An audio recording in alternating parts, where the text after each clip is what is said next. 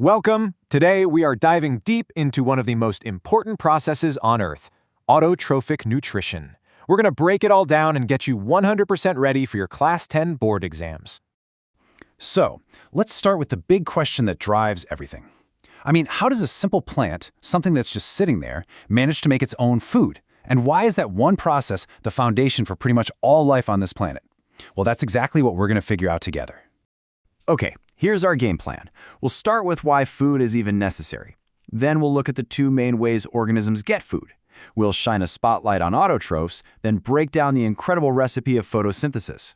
After that, we'll jump into a practice zone with real board exam questions and finish it all off with a super fast 60-second revision.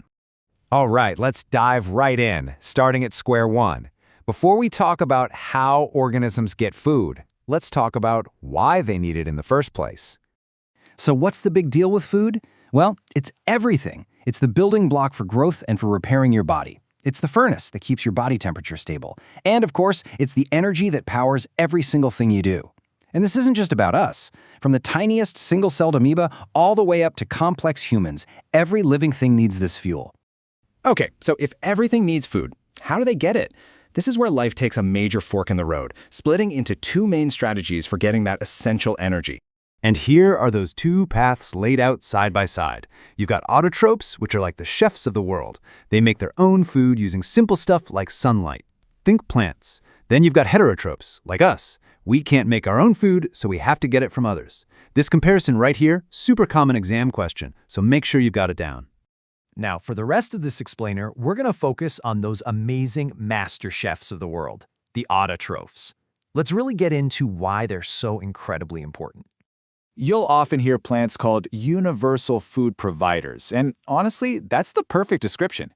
They take simple things from the air and soil and turn them into complex, energy-packed molecules. This is the starting point for almost every food chain. You know, a tiger eats a deer, but where did the deer get its energy? From the plants it ate. It all traces back to the autotrophs. So, what is this magic they perform? Well, this is the main event. We are about to deconstruct the secret recipe that literally powers our entire planet, photosynthesis. So pay close attention because we're going to go through it step by step. And here it is. This is the official textbook definition you'll want to memorize for your exams. Photosynthesis is the process where plants, using a special pigment called chlorophyll, build complex food molecules from simple inorganic stuff using sunlight to power the whole thing. So, just like any good recipe, you need your ingredients. For photosynthesis, there are 4 things you absolutely cannot do without. You need carbon dioxide from the air, water from the soil, sunlight for energy, and chlorophyll. That's the green stuff in the plant that actually captures the sunlight. And this is the recipe written out in chemical form. Now, I'm going to be really direct with you. You absolutely have to memorize this balanced equation for your board exams. It shows that 6 molecules of carbon dioxide plus 12 molecules of water, with the help of sunlight, create 1 molecule of glucose, that's the food, along with 6 molecules of water and 6 molecules of oxygen. Here's a cool little backstory. For a long time, scientists were debating where the oxygen that plants release actually came from. Was it from the carbon dioxide or the water? Well, groundbreaking work by scientists like C.B. Van Niel proved that the oxygen actually comes from splitting the water molecules, the H2O. That was a huge discovery that helped us get the balanced equation we use today.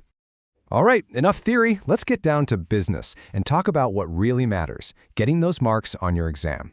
We're now entering the practice zone, where we'll tackle some real exam-style questions together. First up, a 1-mark question. For these, you have to be short, sharp, and precise. The key phrase they're looking for is synthesizes its own food. Make sure you mention it uses simple inorganic materials and light energy, and you've got your mark. Okay, for a 2-marker, you need to add a bit more detail. Don't just list carbon dioxide and water. To get full credit, tell the examiner where they come from. So, carbon dioxide is from the atmosphere, and water is absorbed from the soil. Easy 2 marks. Now, listen up, because this is a classic trap question. Almost everyone remembers glucose and oxygen, but they forget the third product, water. To get all 3 marks on this question, you have to list all 3, glucose, oxygen, and water. Don't fall into that common trap. And here's the big one, the 5-marker. When you see a question this large, the key is structure. Don't just write everything you know. Follow a plan. Start with the definition. Then, list the 4 requirements. Explain the process and name the 3 products. And for the grand finale, write out that full, perfectly balanced chemical equation. That's a guaranteed 5 marks. If a question asks you to draw a diagram, remember that your labels and arrows are everything. The arrows going in must clearly show sunlight, carbon dioxide, and water entering the leaf. And the arrows going out need to show oxygen leaving and glucose being moved to other parts of the plant. Make it super clear for the examiner. Okay, deep breath. We're going to do a 60-second high-speed revision to make sure all of this sticks in your brain. Ready? Let's go. 4 key definitions. Food is for growth, repair, energy. Autotrophs make their own food. Heterotrophs depend on others for food. And photosynthesis is the process that uses sunlight to make that food happen. Got it? Good. And finally, one more time, the ultimate recipe, the equation. If you remember only one thing, make it this. 6 CO2 plus 12 H2O gives you glucose, 6 water, and 6 oxygen. Burn it into your memory. So, I'll leave you with this final thought. We've established that plants are the universal food providers, but they're also the universal oxygen providers. So, what's that other critical life process, the one happening inside your cells right this very second, that completely depends on both the food and the oxygen from photosynthesis? Think about that amazing connection. Thanks for joining me on this explainer.